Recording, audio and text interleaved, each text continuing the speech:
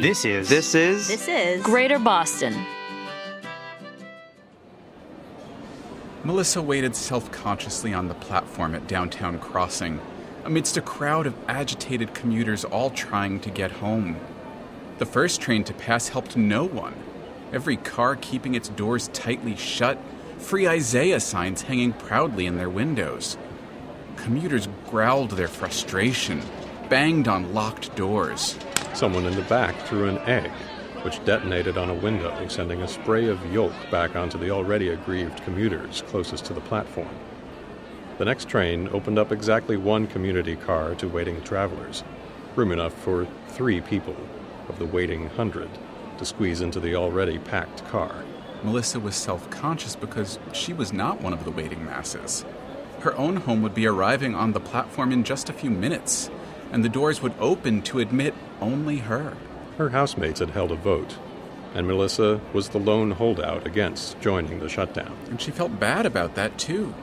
She was sympathetic to Powell's cause, respected her housemates' commitment to civil protest. But Melissa worked for the Lindsay Coolidge administration. It put her in a very awkward position to be part of a protest against the administration she served. Her home pulled into the station, and she made her way toward the door. Trying not to push, trying to be courteous, though the crowd made it difficult. Excuse me. Please, I need to squeeze through. Thanks. Excuse me. Excuse me. This is my house. I need to get to the door. Excuse me. As she reached the door, it squeaked open only slightly, just enough to let her slip inside. She sighed in relief, glad to be away from the hostile crowd. Oh, for Christ's sake. Are you kids hogging the train for yourself? Who the fuck do you think you are? Princess Diana? Listen, I hate to tell you, but she died like 40 years ago, and also, your hair is not anywhere near as feathered enough to be her. She was a saint. I'm sorry. I can't.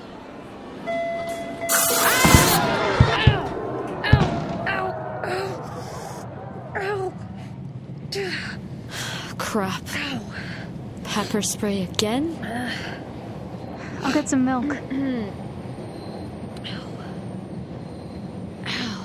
How bad did they get you?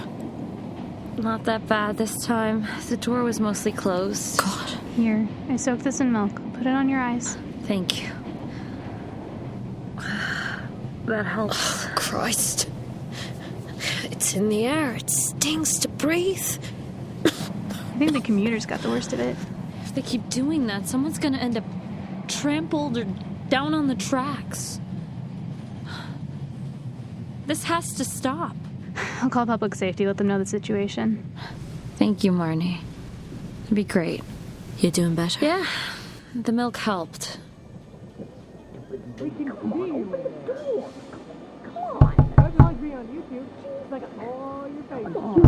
All be ashamed of yourself. God. How long is this gonna go on? How long is your boss going to keep Isaiah Powell locked up? She's not. It's just... there's procedure. It's not her decision. Is she the mayor or not? Acting mayor. And not for much longer. You heard her announcement. Isn't it traditional for lame duck administrations to issue pardons on their way out the door? Isn't that why Chelsea Manning is free? Presidents, not mayors.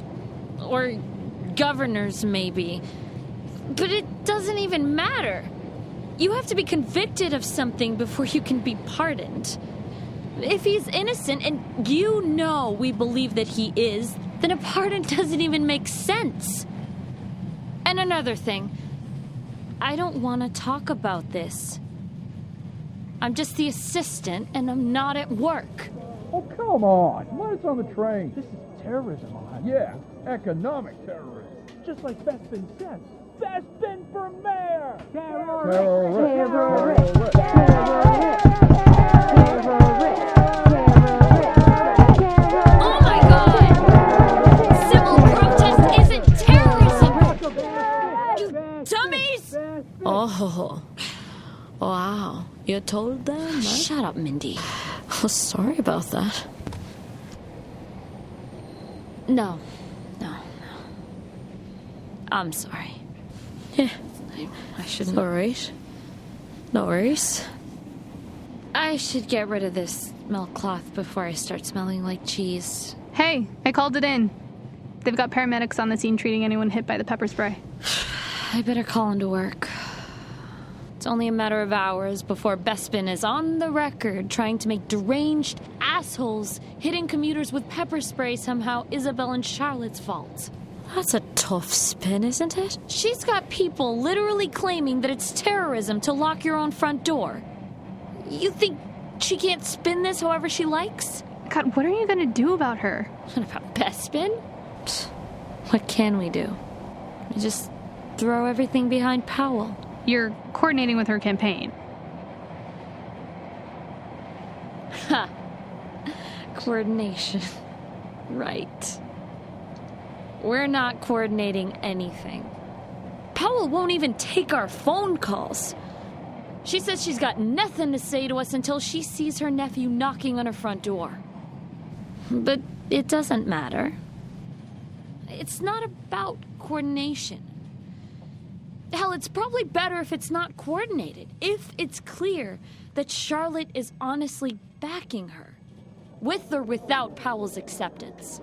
You just gonna leave us here? Come on, assholes. I gotta get home. Eat a trillion dicks. That's the fucking show.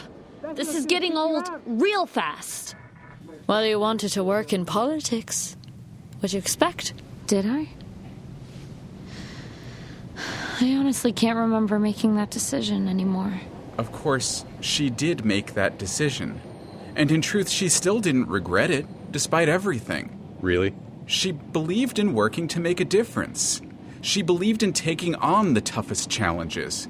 Sure, there'd be setbacks. She got pepper sprayed. But that wouldn't stop Melissa. Okay. Enough moping. I need a new plan. She was committed to making things better. I need to talk to Isabel. Interesting. I'm going to have to keep an eye on you.